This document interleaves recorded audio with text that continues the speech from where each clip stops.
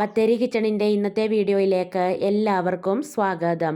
രാവിലെ കുറച്ച് താമസിച്ചാണ് എഴുന്നേറ്റ്. അത് കഴിഞ്ഞേച്ച് പിന്നെ ഞാൻ അരിയൊക്കെ അടുപ്പിലിട്ടിട്ടുണ്ടായിരുന്നേ. അതൊക്കെ തിളച്ച് കഴിഞ്ഞപ്പോൾ റൈസ് കുക്കറിലേക്ക് ഇറക്കി വെച്ചു. പിന്നെ തലേദിവസം അരയ്ക്കാൻ പറ്റില്ല, പച്ചരി വെള്ളത്തിലിട്ടത് അപ്പത്തിന് ഉള്ളത് അരച്ച് വെച്ചില്ലായിരുന്നേ. ഭയങ്കര കാറ്റും ഇടിയും മഴയൊക്കെ ആയിരുന്നു. ഒരു 6 മണിയായപ്പോൾ തുടങ്ങിയിട്ട് 8 മണി വരെ കാറ്റും ഇടിയും മഴയും തന്നെയായിരുന്നേ. അതുകൊണ്ട് കറണ്ടൊക്കെ പോയി. പിന്നെ അരിയൊന്നും അരയ്ക്കാനൊന്നും പറ്റിയില്ലായിരുന്നു. അപ്പോൾ ഞാൻ തലേദിവസം വെള്ളത്തിലിട്ട അരിയല്ലേ, അതൊക്കെ കഴുകി ഒന്നുകൂടെ വൃത്തിയാക്കിയൊക്കെ എടുത്ത് വെച്ച് അരിയൊക്കെ അരച്ചെടുത്തു. ഇത് ഇന്നലെ രാവിലെ എടുത്ത വീഡിയോയാ. ഇന്നലെ ഞാൻ പിന്നെ അരിയൊന്നും അരച്ച് വെക്കാത്തത് കൊണ്ട് കുറച്ച് ഇടിയപ്പത്തിൻ്റെ പൊടി ഇരിപ്പുണ്ടായിരുന്നു. അതൊക്കെ ഞാൻ ഒന്ന് വാട്ടി കുഴച്ചൊക്കെ വെച്ചിട്ടുണ്ട്. ഇനിയിപ്പോൾ ഇടിയപ്പം ഉണ്ടാക്കണം. പിന്നെ എരിശ്ശേരിക്കുള്ള തേങ്ങയൊന്ന് അരച്ചെടുക്കുവാണ്. ഇനിയിപ്പോൾ എപ്പോഴാണ് കറണ്ട് പോകുന്നതെന്ന് പറയാൻ പറ്റത്തില്ല. തലേദിവസം അത്രയും വലിയ മഴയൊക്കെ പെയ്ത് കറണ്ടൊക്കെ കുറേ നേരം പോയിട്ട് വന്നതായതുകൊണ്ട് ഇന്നിപ്പോൾ കറണ്ടിൻ്റെ ലൈൻ വർക്ക് എന്തെങ്കിലുമൊക്കെ ഉണ്ടാവും. അതുകൊണ്ട് കറണ്ട് പിന്നെയും പോകാൻ സാധ്യതയുള്ളതുകൊണ്ട് വേഗം അരയ്ക്കാനുള്ളതൊക്കെ അരച്ച് വെച്ചു. തേങ്ങയും മഞ്ഞളും ജീരകവും ചെറിയുള്ളിയും വെളുത്തുള്ളിയും പിന്നെ മുളകും എല്ലാം കൂടെ കൂട്ടി എരിശ്ശേരിക്ക് അരച്ച് വെച്ചു. പിന്നെ ഉണക്കമീൻ ചമ്മന്തി ഉണ്ടാക്കാൻ വേണ്ടിയിട്ട് ഉണക്കമീനൊക്കെ വറുത്തിട്ട് തേങ്ങയും ചെറിയുള്ളിയും വറ്റൽമുളകും കൂടെ ചേർത്തിട്ട് ചമ്മന്തി പരുവത്തിൽ അതും ഒതുക്കി വെച്ചിട്ടുണ്ട്. ഉണക്കമീൻ ചുട്ടിട്ടോ വറുത്തിട്ടോ ഒക്കെ നമുക്ക് ചമ്മന്തി ഉണ്ടാക്കാം.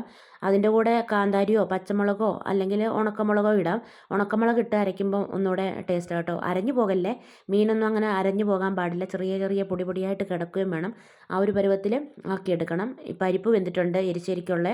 അതിനകത്തേക്ക് കായും പിന്നെ കാച്ചിലുമാണ് ഇട്ട് കൊടുക്കുന്നത്. പിന്നെ പാകത്തിനുള്ള ഉപ്പും മഞ്ഞളും ഒക്കെ ഇട്ടിട്ട് കഷ്ണങ്ങളൊന്നുകൂടെ വേവിക്കാൻ വെച്ചു. അക്കുവിന് എക്സാം ഉണ്ട്, ചേട്ടായിക്ക് ജോലിക്ക് പോവുകയും വേണം. അപ്പോൾ രാവിലെ രണ്ടുപേരും വേഗം ചായയൊക്കെ കുടിക്കുന്നുണ്ട്. ബീഫ് ഫ്രൈ ചെയ്തിട്ടുണ്ടായിരുന്നേ. ഇന്നാളെ ഞാൻ വേവിച്ച് വെച്ച ബീഫില്ലേ, അത് ഫ്രൈ ഒക്കെ ആക്കിയിട്ടുണ്ടായിരുന്നു. പിന്നെ ഇടിയപ്പം ഉണ്ടാക്കി. അങ്ങനെ രണ്ടുപേർക്കും കൊടുത്തു. ഇനി ഞാനും കുഞ്ഞിപ്പെണ്ണും മാത്രം കഴിച്ചാൽ മതി. എല്ലാവർക്കും കൊടുത്തു കഴിഞ്ഞിട്ടാണ് ഞാൻ വീഡിയോ ഒക്കെ എടുത്തത്. പിന്നെ എരിശ്ശേരിക്ക് വറുത്തിടാൻ വേണ്ടിയിട്ട് തേങ്ങയും ചെറിയുള്ളിയും പിന്നെ വറ്റൽമുളക് കറിവേപ്പില ഒരു 3-4 അല്ലി വെളുത്തുള്ളി ഇത്രയും സാധനങ്ങൾ നന്നായിട്ട് ചുവക്കെ മൂപ്പിച്ചു. പിന്നെ പരിപ്പും കഷ്ണങ്ങളും ഒക്കെ വെന്തത് ചെറുതായിട്ടൊന്ന് ഉടച്ചു കൊടുത്തതിന് ശേഷമാണ് അരപ്പ് ഒഴിക്കുന്നത്. പിന്നെ വറുത്ത് വെച്ചേക്കുന്ന സാധനം കൂടെ ഇട്ടിട്ട് നന്നായിട്ട് മിക്സാക്കി എടുത്താൽ മതി. അക്കുവിന് ഒരു എക്സാമും കൂടി ഉള്ളു ഇനി 30-ാം തീയതി. അതും കൂടെ കഴിഞ്ഞ SLC എക്സാമൊക്കെ കഴിഞ്ഞു. അപ്പോൾ രാവിലെ ചേട്ടായിക്കുള്ള ചോറും കറിയൊക്കെ ആക്കി കൊടുത്തു. അക്കുവും ചേട്ടായും കൂടെ ഒന്നിച്ചാട്ടോ പോയത്. പിന്നെ കുഞ്ഞിപ്പെണ്ണിന് കുറച്ച് കപ്പളങ്ങയല്ല വത്തയ്ക്ക വേണമെന്ന് പറഞ്ഞിട്ട് അതൊക്കെ ഞാൻ മുറിച്ച് അവൾക്ക് കഴിക്കാൻ കൊടുത്തു. പിന്നെ കുറേ തുണികൾ അലക്കി വിരിച്ചിടാനുണ്ടായിരുന്നേ, അതൊക്കെ വിരിച്ചൊക്കെ ഇട്ടു. തുണിയൊക്കെ വിരിച്ചിട്ടിട്ട് ഞാൻ കയറി വന്നപ്പോഴത്തേക്ക് കാണുന്ന കാഴ്ച കേട്ടോ ഇത്. അവൾ കളിക്കുന്ന സാധനങ്ങളെല്ലാം എടുത്ത് ജനലേ നിരത്തി വെച്ചിട്ടുണ്ട്. ഒരു വള്ളി ഇവിടെ കെട്ടി വെച്ചിട്ടുണ്ട്, കിണറ്റിൽ നിന്ന് വെള്ളം കോരുന്നതെന്നും പറഞ്ഞുകൊണ്ട്. അപ്പോൾ അങ്ങനെ നേരം വെളുത്ത ഇതൊക്കെയാണ് പണികൾ. കൈ കിട്ടുന്ന പേപ്പറും പ്ലാസ്റ്റിക്കും എല്ലാം ഞുറുക്കിയിടൽ. പിന്നെ കട്ടിലൊന്നും കയറി കളിക്കാനൊന്നും ഞാൻ അങ്ങനെ സമ്മതിക്കത്തില്ല. പിന്നെ കളർ ബുക്കുണ്ട്, കുറേ കളർ അടിക്കും, കുറേ ഇങ്ങനെയൊക്കെ ഇരുന്ന് കളിക്കും. കുറേ പേപ്പറും പിന്നെ കൈ കിട്ടുന്ന സാധനങ്ങളൊക്കെ ഞുറുക്കി ഞുറുക്കിയൊക്കെ ഇടും. പിന്നെ അവധിക്കാലമല്ലേ, ബോറടിക്കുമല്ലോ. അപ്പോൾ എന്തെങ്കിലുമൊക്കെ സമയം പോക്ക് വേണമല്ലോ. കുറേയൊക്കെ അങ്ങ് കണ്ണടച്ച് വിടും. പിന്നെ അങ്ങനത്തെ വല്ലാതെയൊക്കെ ആകുമ്പോഴാണ് വഴക്ക് പറയുന്നത്. എൻ്റെയൊക്കെ കുട്ടിക്കാലത്ത് ഒരുപാട് കൂട്ടുകാരുണ്ടായിരുന്നു.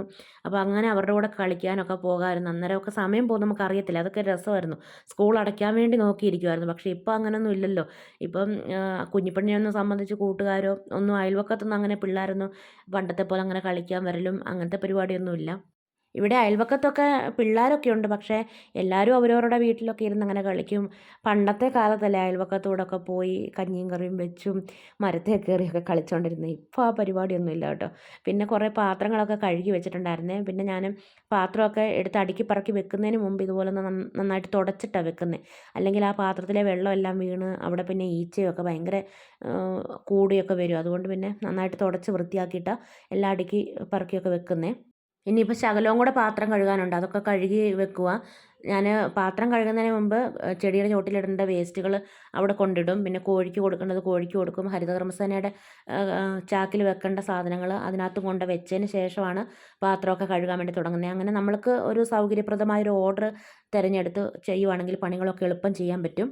പാത്രം കഴുകലും സിങ്ക് ക്ലീനിങ്ങും എല്ലാം കഴിഞ്ഞേച്ച് പിന്നെ ഞാൻ ആ പാത്രം കഴുകിയ ബ്രഷെല്ലാം കൂടെ കുറച്ച് നന്നായിട്ട് തിളച്ച വെള്ളത്തിൽ അപ്പക്കാരവും വിനാഗിരിയും കൂടെ ഒഴിച്ചിട്ട് അതിലേക്ക് ഈ ബ്രഷൊക്കെ ഇട്ട് കുറച്ച് സമയം വെക്കുവാണ്. അത് കഴിഞ്ഞ് വെള്ളമൊക്കെ നന്നായിട്ട് തണുത്ത് കഴിഞ്ഞപ്പോൾ ബ്രഷൊക്കെ എടുത്ത് മാറ്റി എന്നിട്ട് ആ വെള്ളം സിങ്കിൽ ഒഴിച്ചിട്ട് നന്നായിട്ട് കഴുകി ക്ലീനാക്കി ഇടുക.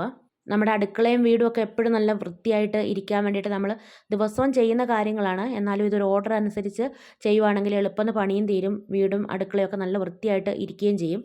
നമുക്ക് ആവശ്യമില്ലാത്ത സാധനങ്ങളെല്ലാം വീട്ടിൽ നിന്ന് പരമാവധി ഒഴിവാക്കുകയും പിന്നെ നമ്മൾ ഷോപ്പിങ്ങിനൊക്കെ പോകുമ്പോൾ നമുക്ക് വേണ്ടാത്ത സാധനങ്ങളാണെങ്കിൽ കഴിവതും മേടിക്കാതിരിക്കുന്നത് തന്നെയാണ് ഏറ്റവും നല്ലത്. അതിൻ്റെ ഭംഗിയും രസമൊക്കെ കണ്ടിട്ട് നമുക്ക് ആവശ്യമൊന്നും ഉണ്ടാകത്തില്ല, ഉപകാരമൊന്നും ഉണ്ടാകത്തില്ല, വെറുതെ വീട്ടിൽ കൊണ്ട് വെച്ചിട്ടും കാര്യമില്ലല്ലോ.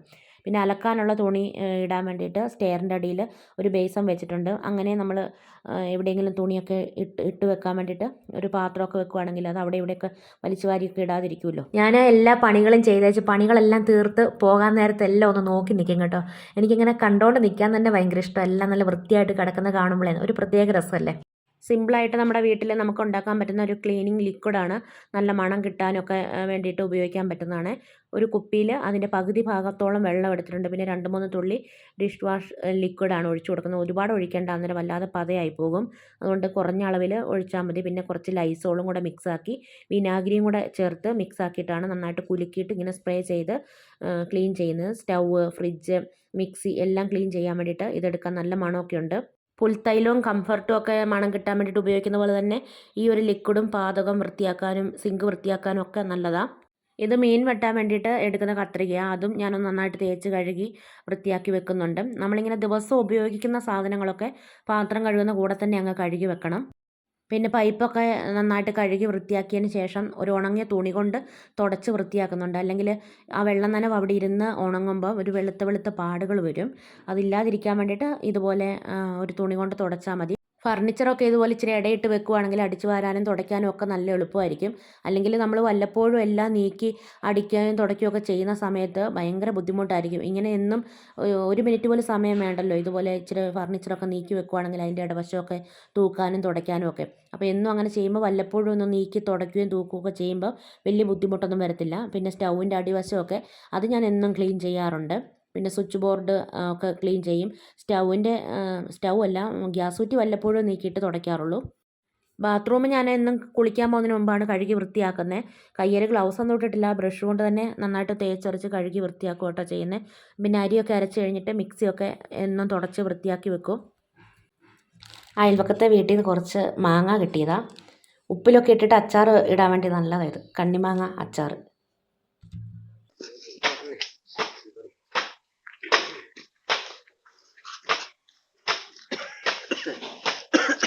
പോയോ? അപ്പൊ ഈ മുക്കിൽ പോയോ? നിങ്ങൾക്ക് അവിടെയാണല്ലോ വോട്ടല്ലേ?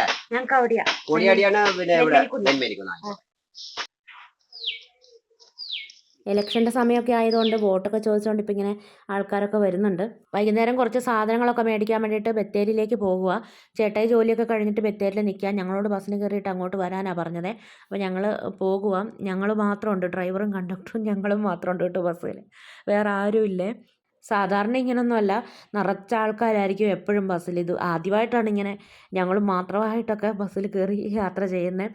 പിന്നെ കുഞ്ഞിപ്പെണ്ണിന് ഒരു ചെരുപ്പ് മേടിച്ചു.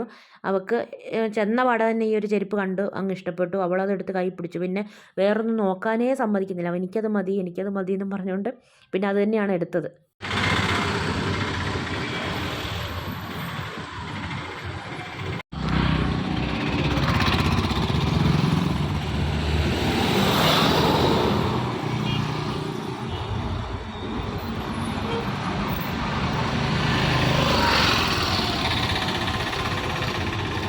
സാധനങ്ങളെല്ലാം മേടിച്ച് കഴിഞ്ഞിട്ട് പിന്നെ ഞങ്ങൾ ഓരോ ചായ കുടിക്കാൻ വേണ്ടിയിട്ട് കയറിയതാണ്.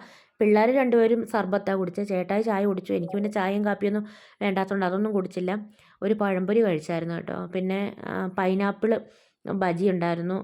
അങ്ങനത്തെ സാധനങ്ങളൊക്കെ മേടിച്ച് കഴിച്ചു. പൈനാപ്പിൾ ബജി ഒരു വെറൈറ്റി കണ്ടിട്ട് മേടിച്ചതാണ്, പക്ഷേ ടേസ്റ്റൊന്നും ഉണ്ടായിരുന്നില്ല. പഴംപൊരി നല്ലതായിരുന്നു കേട്ടോ. പിന്നെ പോരാൻ നേരത്ത് കുറച്ച് മീനും കൂടെ മേടിച്ചുകൊണ്ടാണ് പോകുന്നത്. ഇതിന് പന്നിക്കോലാൻ എന്നാണ് ഇവിടെ പറയുന്നത്. പന്നിയിറച്ചി പോലൊക്കെ ഇരിക്കുന്ന മീനായതുകൊണ്ട് അതിൻ്റെ ഇറച്ചി പോലൊക്കെ ഉള്ളതുകൊണ്ടാണ് ആ ഒരു പേര് വന്നതെന്നാണ് പറയുന്നത് കേട്ടോ. ഇത് നല്ല തൂക്കം വെക്കുന്ന വലിയ മീനാണ്. അതിൽ നിന്ന് നമ്മൾ മുറിച്ച് ഒരു കഷ്ണം 1 കിലോ കഷ്ണം മേടിക്കുമായിരുന്നു കേട്ടോ ചെയ്തത്. അതുകൊണ്ട് മുഴുവനായിട്ട് കാണിക്കാൻ വേണ്ടിയിട്ട് മീനുമില്ല. ഓരോ നാട്ടിലും ഓരോ പേരല്ലേ പറയുന്നത്. അപ്പോൾ ഇന്നത്തെ വീഡിയോയും വിശേഷങ്ങളൊക്കെ ഇവിടെ നിർത്തുകയാണ്.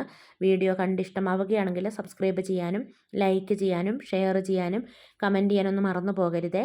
നാളെ പുതിയൊരു വീഡിയോയുമായി നമുക്ക് വീണ്ടും കണ്ടുമുട്ടാം.